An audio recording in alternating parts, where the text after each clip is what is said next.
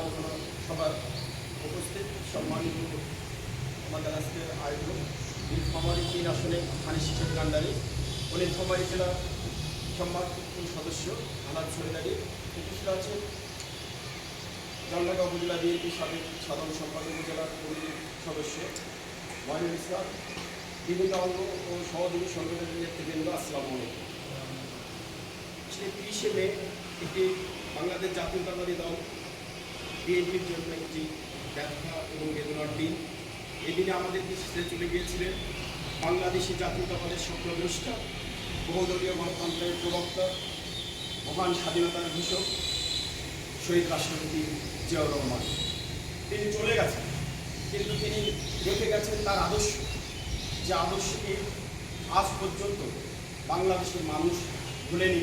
তার প্রমাণ গত 12 ফেব্রুয়ারি যে নির্বাচন হয়েছে, সেই নির্বাচনে বাংলাদেশের মানুষ সেই 19 দফার সাথে 31 দফাকে অত্যন্তভাবে সমর্থন দিয়ে 2/3 আসনেরও বেশি আসনে বিএনপিকে বিজয়ী করেছে।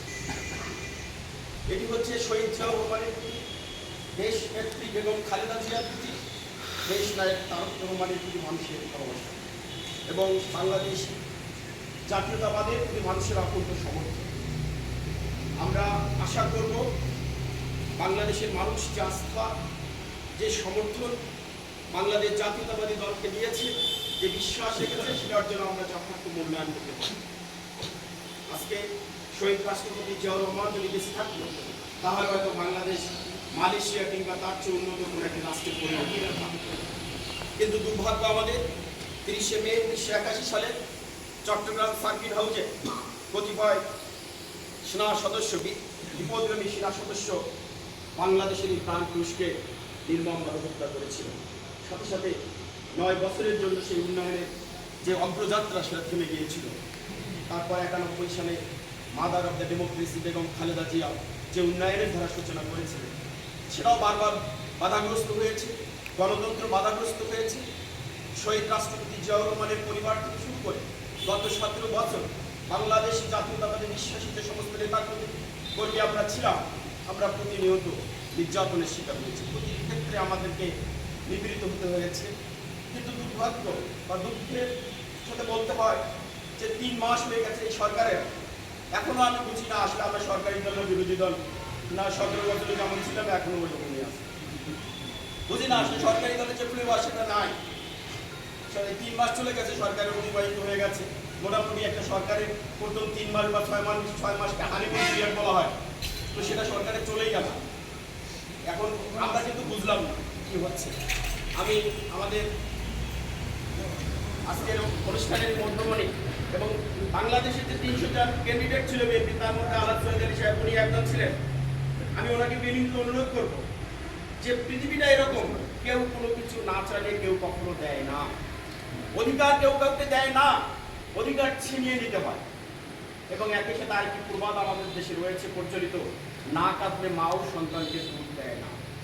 তা আমি আশা করব আমরা যারা আপনার নেতৃত্বে গত সময় ধরে রাজনীতি করেছি এবং গত নির্বাচনের সময় আমরা মোটামুটি সবাই একত্রিত হয়ে একটি নির্বাচন পরিচালনা করতে পেরেছি এবং তারপরও হয়তো আমরা ফেল করেছি, কিন্তু ব্যর্থতার মধ্যেই লুকিয়ে থাকে আগামী দিনের সফলতার রহস্য। আজকে আমরা হয়তো ফেল করেছি, কি কি কারণে ফেল করেছি এগুলো যদি বিশ্লেষণ করতে যাই হয়তো অনেক সময় লাগবে।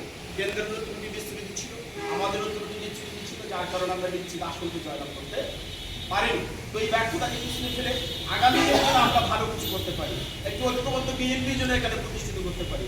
একটি জনগণ যে প্রত্যাশা নিয়ে বিএনপিকে ভোট দিয়েছে, সেই প্রত্যাশা যেন আমরা সবাই মিলে পূরণ করতে পারি, সেই চেষ্টা আমরা করবো। এবং একই সাথে অনুরোধ করবো, 2 জন জেলা কমিটির সদস্য আছে, হারুন চৌধুরী ভাই বলেছে, আসলে অনন্তকাল ধরে তো একটা জেলার কমিটি এভাবে পড়ে থাকতে পারে না। সেই কবে সমস্ত ইন্ডিয়ান ওয়ার্ড পর্যন্ত ভেঙে দেওয়া হয়েছে, আর কোনো গঠনের কোনো নাম নাই। এভাবে তো চলতে পারে না। বা আপনাদেরকে অনুরোধ করবো, আপনারা জেলার সাথে পার্টনার হলে এই জেলার অভিভাবক ইঞ্জিনিয়ার শাহরুল ইসলাম তুমিন ভাই আছে, ওনার সঙ্গে যোগাযোগ করে কত দ্রুত আমাদের এই উপজেলা কমিটিগুলোকে পুনরায় নিয়ে আসা যায়, নিয়ে এসে দলকে শক্তিশালী করা যায়, যাতে দলের কার্যক্রমকে গতিশীল করা যায়, সেই চেষ্টাটা করতে হবে। আজকে আমাদের মধ্যে সমন্বয়হীনতা চলছে, কিছু সমন্বয়হীনতাকে কোথায় কি করছে নিশানায়। এখান থেকে আমাদেরকে বেরিয়ে আসতে হবে, সময় খুব কম। শেষ করে আবারও আমি সবাইকে ধন্যবাদ জানাই এবং শহীদ রাষ্ট্রপতি জিয়াউর রহমান এবং দেশনেত্রী বেগম খালেদা জিয়ার আত্মার মাগফিরাত কামনা করে আমার বক্তব্য শেষ করছি। আসসালামু আলাইকুম।